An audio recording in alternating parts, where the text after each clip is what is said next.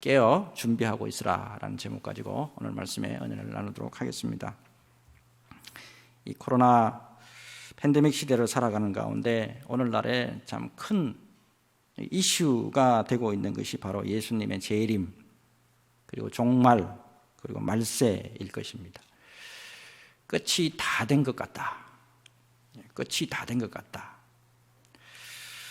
자, 이와 관련해서 여러분 마태복음, 마가복음, 누가복음에서 각각 예수님이 직접 이 종말과 말세의 징조에 대해서 말씀을 해 주신 게 있어요. 여러분, 누구 사람의 말을 듣지 마세요. 누가 이렇다 저렇다 말씀 듣지 말고 중요한 것은 성경이 뭐라고 말씀하셨느냐 하는 거예요. 여기에 집중하셔야 됩니다. 자, 말씀 한번 보겠는데 마태복음 24장 6절에서 8절 이렇게 말씀하고 계시죠. 난리와 난리 소문을 듣겠으나 너희는 삼가 두려워하지 말라. 이런 일이 있어야 하되 아직 끝은 아니니라. 민족이 민족을, 나라가 나라를 대적하여 일어나겠고 곳곳에 기근과 지진이 있으리니 이 모든 것은 재난의 시작이니라. 자, 마가복음 13장 7절에서 8절 보면 비슷해요. 난리와 난리의 소문을 들을 때에 두려워하지 말라. 이런 일이 있어야 하되 아직 끝은 아니니라. 자, 민족이 민족을, 나라가 나라를 대적하여 일어나겠고 곳곳에 지진이 있으며 기근이 있으리니 이는 재난의 시작이니라. 자, 그렇다면 여러분 누가복음에는 어떻게 기록이 되어 있을까요? 자, 누가복음 21장 10절에서 11절. 또 이르시되 민족이 민족을, 나라가 나라를 대적하여 일어나겠고 곳곳에 큰 지진과 기근과 전염병이 있겠고 또 무서운 일과 하늘로부터 큰 징조들이 있으리라. 아하, 보니까 누가복음에만 종말에 전염병이 있을 것이다 말씀하고 있네요. 자, 그렇다면 질문 드려볼게요. 기근이 있고 지진이 있고 전염병이 오면 이 세상에 종말이 오는 거예요? 자, 여러분 마태복음과 마가복음 오늘 읽어보니까 어때요? 이 모든 것은 재난의 시작이에요. 그러면 끝은 어떻게 오는 겁니까? 자, 마태복음 24장 14절이죠. 끝은 이렇게 와요. 이 천국 복음이 모든 민족에게 증언되기 위하여 온 세상에 전파되리니 그제야 끝이 오리라. 복음이 온 세상 끝까지 전파가 돼야 끝이 와요. 자, 여러분 무엇보다 이 종말, 이 말세에 대한 말씀에서 우리가 유의해야 될 게 있는데 예수님의 재림 그리고 종말, 말세에 대해서 말씀이 나올 때마다 반드시 따라 나오는 말씀이 있어요. 그게 뭐냐면 깨어 있으라. 깨어 있으라 이 말씀이에요. 오늘 여러분 본문도 보세요. 37절도 보시면 주인이 와서 깨어 있는 것을 보면 그 종들은 복이 있으리로다 했습니다. 여러분 무엇보다도 깨어 있다는 것, 이 깨어 있다는 것은 여러분 준비하는 것과 관련되어 있습니다. 준비하는 것. 자, 그래서 오늘 주제의 말씀은 바로 이 말씀이에요. 여러분 깨어서 준비하고 있으라는 거예요. 여러분 무엇보다도 말씀에 집중해야 세상에 어떤 것이 오더라도 요동함이 없어요. 여러분 오늘 말씀 속에서 우리의 믿음과 우리의 삶의 자세를 다시 정돈해 보시기를 바랍니다. 말씀에 반듯하게 붙들려 있을 때 말씀이 주신 능력으로 말미암아 우리가 언제나 어느 곳에 있든지 든든하게 세워지는 은혜의 역사가 있을 줄로 믿습니다. 여러분 말씀의 은혜로 승리하시기를 주 예수님의 이름으로 축복합니다. 자, 이제 오늘 본문으로 들어가 보겠는데 오늘 말씀을 누구에게 하신 말씀이냐? 이거를 잘 점검하셔야 돼요. 오늘 말씀을 누구에게 주신 거냐? 여러분 41절 이하를 보세요. 41절 이하를 보시면 이 비유를 누구에게 하심이니까 베드로가 묻죠. 자, 예수님의 말씀은 딱 이거예요. 오늘 이 말씀은 모든 그리스도인들에게 주신 말씀이다. 모든 그리스도인들에게 주신 말씀이다. 자, 요거를 전제로 딱 하시고 자, 이제 35절부터 보겠습니다. 35절부터 보면 허리에 띠를 띠고 등불을 켜고 서 있으라. 다시요. 허리에 띠를 띠고 등불을 켜고 서 있으라. 이거부터 시작합니다. 중동 사람들의 옷 잘 아시죠? 길고 폭이 넓죠. 그래서 여행을 하거나 일을 하거나 노동을 할 때는 항상 이 옷을 허리까지 이렇게 걷어 올리고 허리에 이렇게 띠를 띄어야만 합니다. 그래서 허리에 띠를 띈다. 이 말씀은 어떤 말씀이냐면 항상 깨어서 일하는 자세를 갖추고 있으라는 거예요. 일하는 자세. 그리고 보니까 등불을 왜 켜고 있는 겁니까? 등불을 왜 켜고 있는 거예요? 어두운 동안에도 활동할 수 있도록 준비하고 있으라는 거예요. 정리해 보면 어떻습니까? 성도로서 주님이 다시 오실 것을 대비하는 자세는 바로 깨어 있으면서 일하는 자세여야 한다라는 거예요. 언제나 활동할 수 있는, 일할 수 있는 자세. 이게 바로 깨어 있는 자세라는 거예요. 여러분, 그렇다면 지금 우리의 믿음의 자세는 어떻다고 말할 수 있습니까? 과연 우리는 깨어 있는 자세입니까?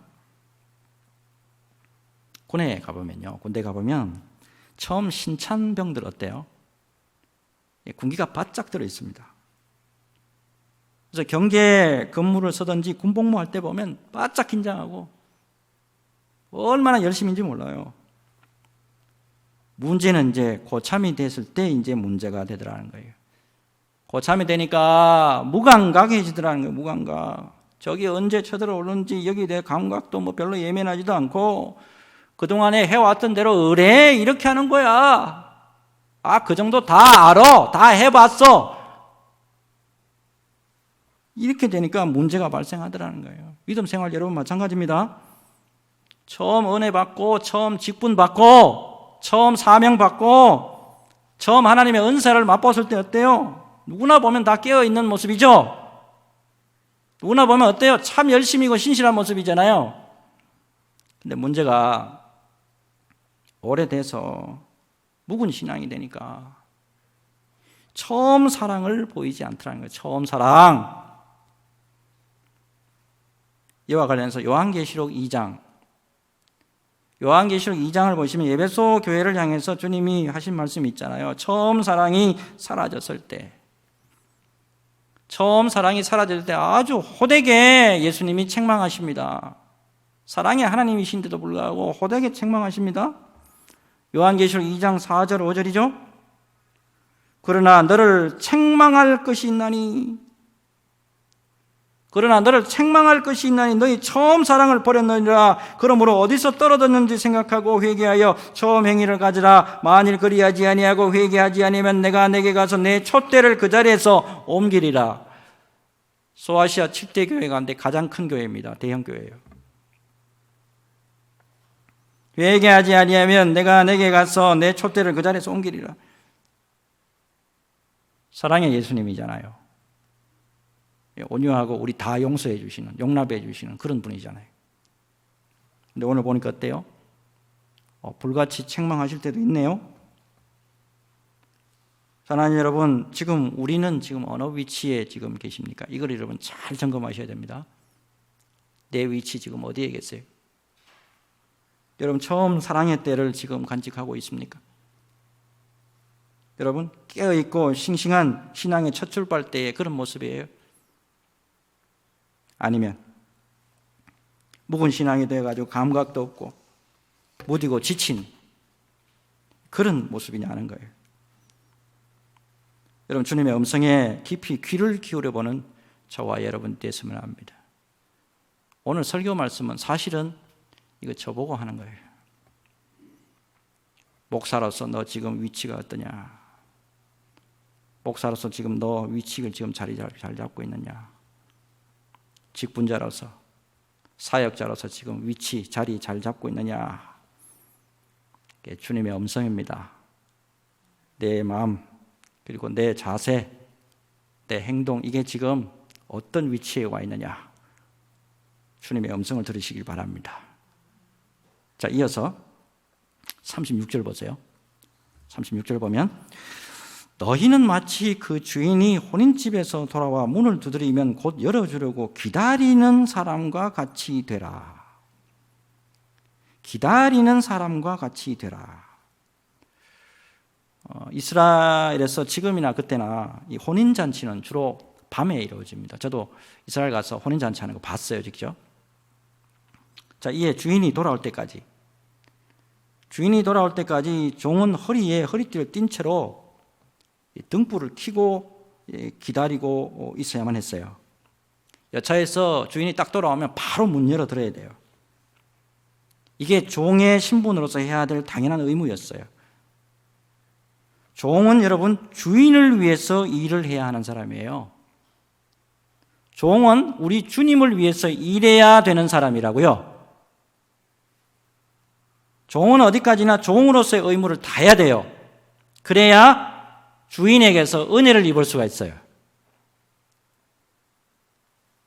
자, 근데 오늘 말씀 여러분 잘 보시면, 근데 이 사명을 잘 감당하고 의무를 우리가 잘 감당했을 때 우리가 어느 정도까지 주님에게 은혜를 입을 수 있느냐, 이 말씀 나와요. 무작정 우리 주님이 이렇게 해야 돼 시키시는 분만 아니에요.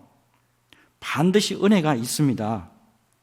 자, 구원을 입은 것만 해도 참 감사한데 37절 보세요. 주인이 와서 깨어있는 것을 보면 그 종들은 복이 있으리로다. 내가 진실로 너희에게 이르노니 주인이 띠를 띠고, 예수님이 띠를 띠고 그 종들을 자리에 앉히고 나와 수종들리라. 종으로서의 그냥 의무를 다했을 뿐인데 오히려 우리 주님이 띠를 띠고 신실한 성도들을 섬기듯이 해주시겠다. 이게 주님의 의도예요, 여러분. 우리가 깨어있을 때 주님이 이런 은혜로 함께 하시겠다는 거예요. 그러니 말세에 어떻게 살아라는 겁니까? 깨어있으라. 그리고 항상 일할 준비가 되어 있어야 돼요. 일할 준비가.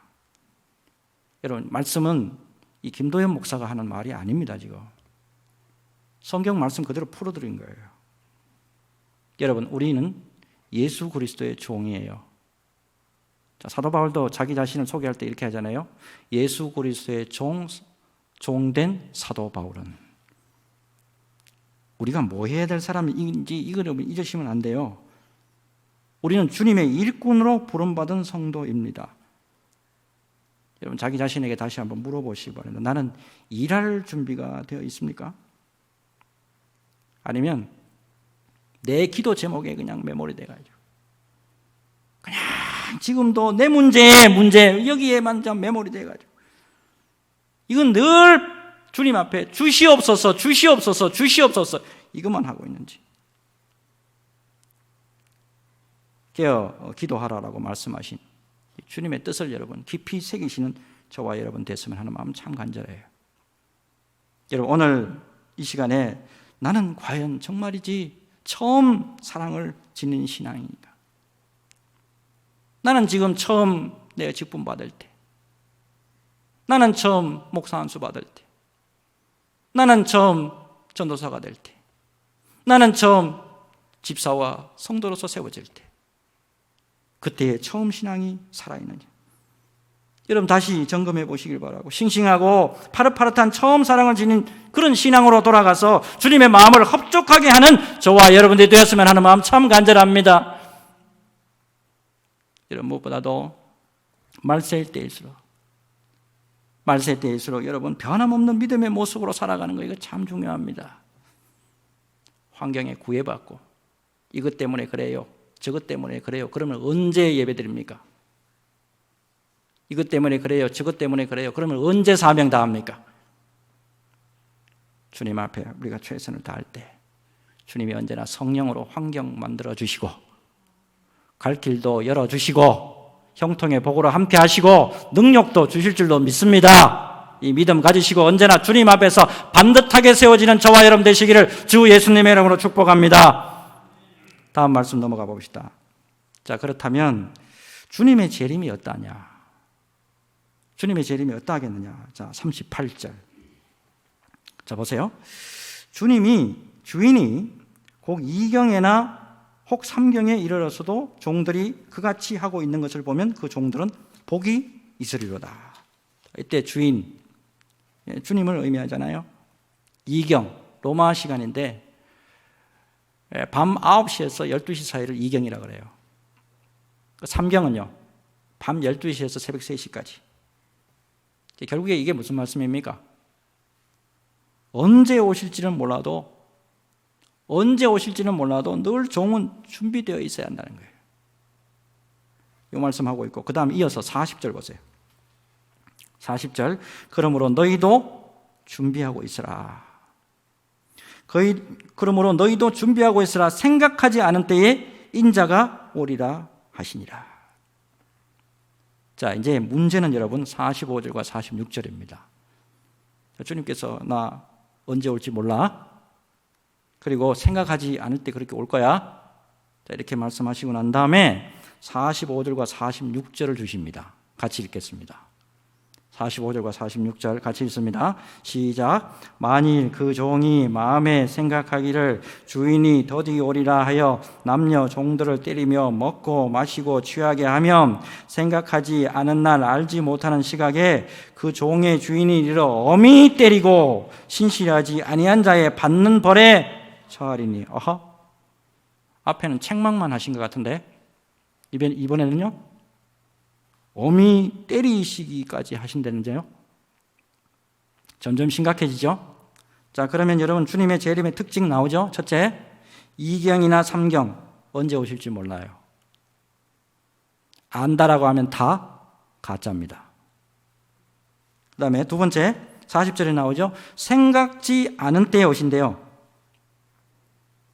그 다음에 46절 하반절이죠. 엄히 때리고 신실하지 아니한 자의 받는 벌에 처하리니.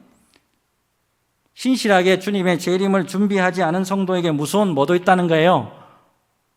심판도 있습니다. 특별히 엄히 때리고 그랬죠. 여러분 성경 자세히 보세요. 성경 들여다보세요. 성경 들여다보면 그 앞에 1 해서 각주 있죠. 있습니까? 없습니까? 있죠. 1 각주 해놓고 그 각주 따라 내려가 보세요. 뭐라고 되어 있습니까? 헬 되고 원어로 쪼개어내고 이렇게 되어 있죠. 쪼개어내고. 신실하게 주님 재림을 준비하지 않으면 쪼개내버리겠대요. 주님의 경고의 말씀이에요.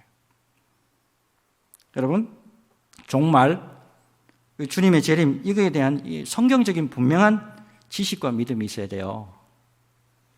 막연하게 누가 그러더라가 아니고 성경 안에서 지금 분명히 지금 제시하고 있잖아요.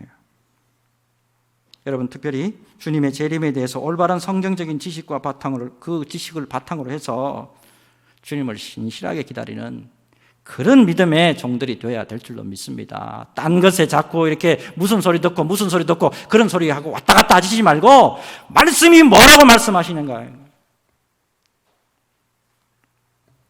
19세기 영국의 복음주의 설교자로서 참 유명한 분이죠. 찰스 스펄전 목사님.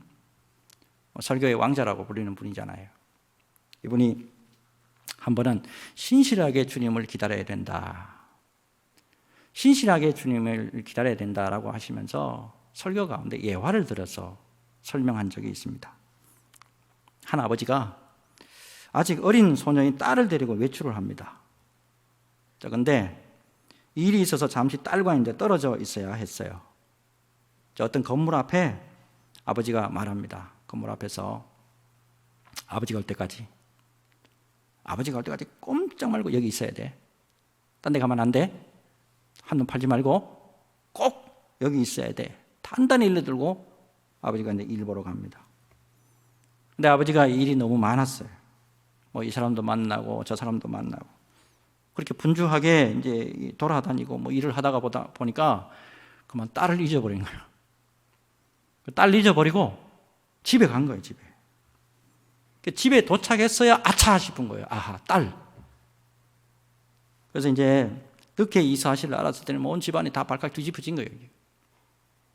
부랴부랴 헐레벌떡 앞뒤 생각 없이 아버지가 건물 앞으로 쫓아가 봅니다. 근데 놀랍게도 딸이 꼼짝하지 않고 그대로 서서 아버지를 기다리고 있는 거예요. 스펄전 목사님이 이 예화를 관련 지어서 이렇게 말씀하시더라고요. 주님께서는 우리 그리스도인들에게 내가 다시 올 때까지 십자가 밑에서 기다리고 있으라 말씀하셨습니다. 그러나 주님께서 아직 오시지 않았으니 나는 십자가 밑에서 꼼짝 않고 기다리겠습니다.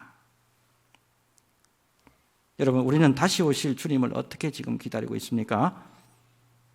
여러분, 주님이 주신 말씀과 십자가 밑에서 기다리고 있습니까? 아니면 세상 일에 눌려가지고 그것 때문에 주여 힘듭니다, 못 살겠습니다, 힘듭니다, 그래서 그러니 주님 빨리 오세요, 그렇게 한탄하며 기도하십니까? 여러분, 히브리서 10장 38절과 39절, 히브리서 10장 38절과 39절에 이 말씀 나오는데 꼭 기억하셨으면 좋겠습니다. 나의 의인은 믿음으로 말미암아 살리라. 나의 의인은 믿음으로 말미암아 살리라. 또한 뒤로 물러가면 내 마음이 그를 기뻐하지 아니하리라 하셨느니라. 우리는 뒤로 물러가 멸망할 자가 아니요 오직 영혼을 구원함에 이르는 믿음을 가진 자니라. 아멘이십니까? 여러분, 주님의 말씀에서 그리고 십자가에서 물러나는 그런 우리의 모습이 아니고 예수 그리스도의 말씀과 십자가 그늘 아래에서 우리 믿음을 잘 지키고 우리 주님을 신실하게 기다리는 신부로서의 사명 잘 감당하는 저와 여러분들이 되어야 될 줄로 믿습니다. 그러기 위해서 여러분, 기도가 필요한 거예요. 우리의 힘과 능으로 주님을 기다리는 신부의 역할, 신부의 사명 감당 못합니다.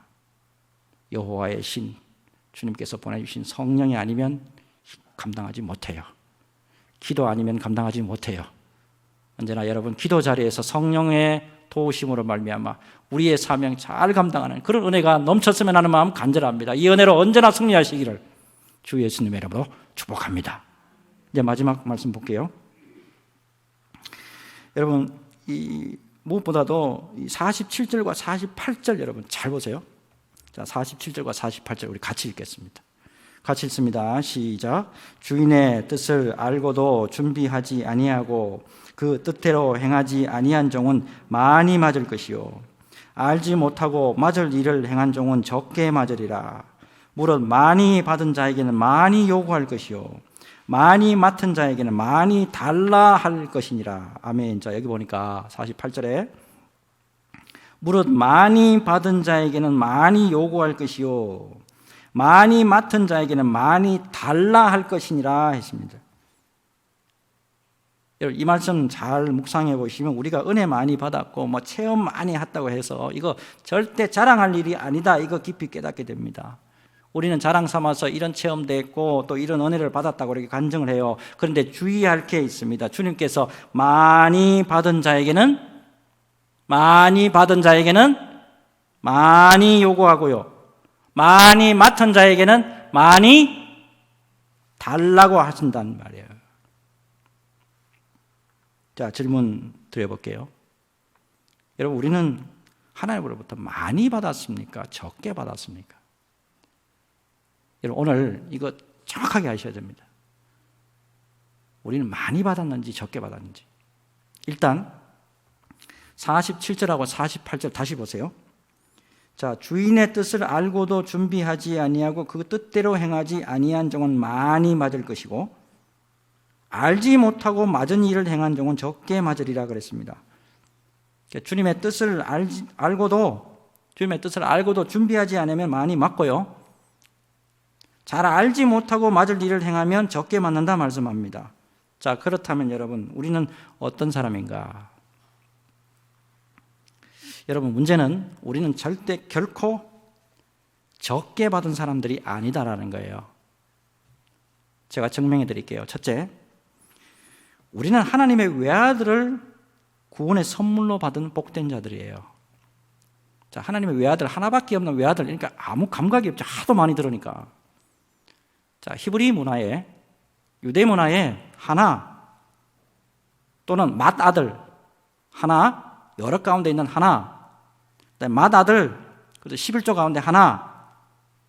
맏아들, 이거는 어떤 의미냐면 하나는 전체를 대표하는 거예요. 그래서 하나님께서 맏아들을 우리 같은 죄인들을 위해서 보내주셨다.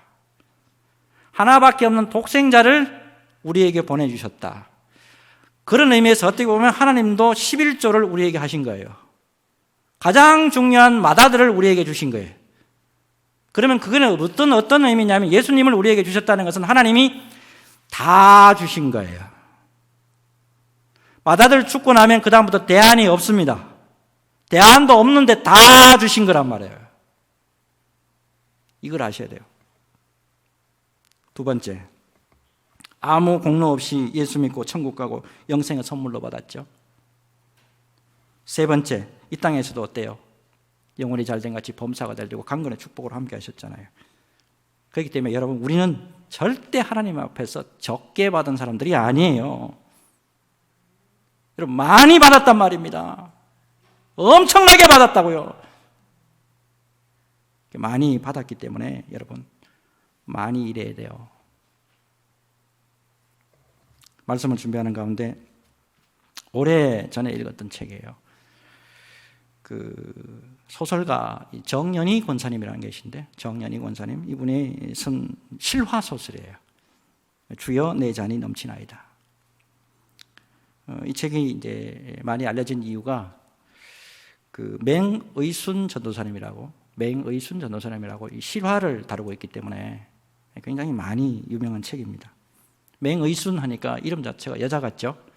남자입니다. 맹 전도사님, 평양 장대현 교회 맹관호 장로님의 아들로 태어납니다. 1945년에 해방 후에 월남에서 한신대 여기 다니다가 1950년 한국전쟁을 만나서 북한군에 잡혀가서 굉장히 큰 고문을 당해요. 그리고 이어서 이제 모진 고문 끝에, 고생 끝에 이제 부산으로 피난 가는 중에 또 하필 또 미군에게 붙들립니다. 미군에게 붙들려가지고 또 북한군의 또 첩자로 오해를 받아서 어디 또 가냐 하면 거제도 포로 수용소로 가요. 거제도 포로 수용소 저도 가봤습니다. 근데 중요한 거는 뭐냐면 참 하나님의 은혜가 독특하게 입었던 사람들, 하나님의 사명을 잘 간직하고 있는 사람은 어느 곳에 가든지 하나님의 사명을 해요. 그 포로 수용소에 가가지고 예수 그리스도의 복음을 전하고 예수님의 사랑을 신천하게 됩니다. 중환자들을 찾아가기 시작해요. 중환자를 찾아가서 물을 떠가지고 발 다 씻겨주고, 죽어가는 결핵 환자들 밤에 가서 밤새도록 손잡아주고 기도해주고, 그렇게 2년 세월을 보냅니다. 자, 그렇게 하면서 수만 명의 포로 수용소 사람들에게 사랑받는 목자가 됩니다. 자, 억울하게 거제도 수용소에 갇혔다는 사실을 알게 된 주변 사람들이 미 군부대에 진정서를 올립니다. 그랬더니 또 미군에서 또 그걸 받아들이고 석방 명령을 내려요. 그때 전도사님에게 그 사실을 알렸더니만 전도사님이 안 나간대요. 친구에게 이렇게 편지를 했습니다. 나로 하여금 이곳에 있도록 허락해 주신 하나님께 감사할 뿐이나네. 내가 이곳에 남아있는 것은 결코 희생도 아니고 그 어떤 것도 아닐세. 이곳에 있는 형제들 중에는 나 같은 것이나마 필요로 하는 이들이 적지 않으니 참 얼마나 감사한 일이냐. 자, 근데 포로 수용소라는 것이 참 열악한 곳이잖아요. 병도 많고 막 그 환경도 안 좋은 그곳에 계시다고 보니까 그만 몸이 약해지고 병을 얻게 되는데, 나중에 석방 3일 넘고, 석방 3일 나눠놓고 1952년 8월 11일에 27살 나이로 그만 그 포로 수용소에서 죽습니다. 놀라운 거는 이분이 우리 한국군 포로들만 이렇게 잘 이렇게 해준 게 아니고 중국군 포로들에게도 참 은혜를 많이 베풀었던 것 같아요. 놀랍게도 수많은 그 중국군 포로들이 전도사님이 죽었다는 소식을 듣고 찾아오는데 추도문을 써서 눈물로 추도문을 읽어 내려가는 장면이 나와요. 자, 그 추도문만 조금 소개해드리면 이렇습니다. 우리는 맹 전도사님의 죽음을 통곡합니다. 전도사님께서 환자를 다 씻긴 다음에 언제나 시편 23편을 중국말로 더듬더듬 읽어주시던 음성이 귀에 들려옵니다.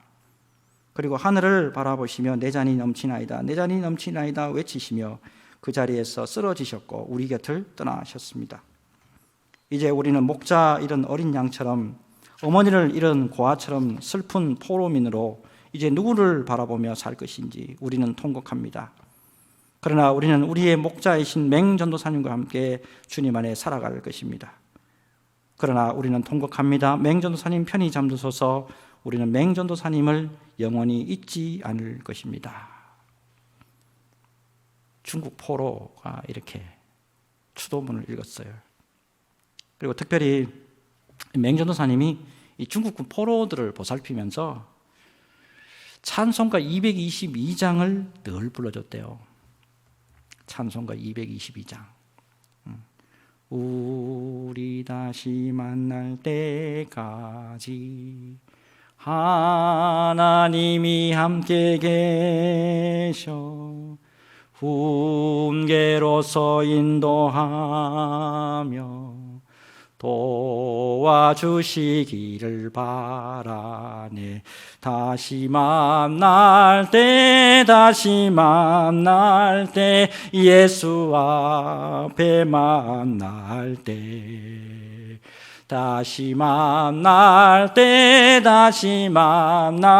때 그때까지 계심 바라네. 이 같이 중국군 이 포로들이 이 찬송을 부르면서 같이 울었대요. 여러분, 짧은 인생이라도 27살의 짧은 인생이라도 하나님 앞에 참 귀하게 살다간 전도사님이다 생각을 해봅니다. 여러분, 우리의 인생은 70, 강건해야 80이래요. 잠시 있다가 사라지는 안개처럼 허무한 인생이 바로 우리 인생입니다. 여러분, 우리의 이 짧은 인생 동안에 우리 주님이 기뻐하시는 일에 귀하게 헌신하는 저와 여러분 됐으면 하는 마음 참 간절합니다. 그래서 우리 주님이 오시는 날에, 우리 주님이 다시 오시는 날에 잘하였도다 충성된 종아, 잘하였도다 착하고 충성된 종아, 모두가 칭찬받고 주님 앞에 영광 돌려드리는 그런 일이 있었으면 하는 마음 간절합니다. 이 은혜 사모하시고 이렇게 반듯하게 세워지시길 주님 앞에 기도하면서 끝까지 믿음으로 잘 달려가는 믿음의 종들 다 되시기를 주 예수님의 이름으로 축복합니다. 주님,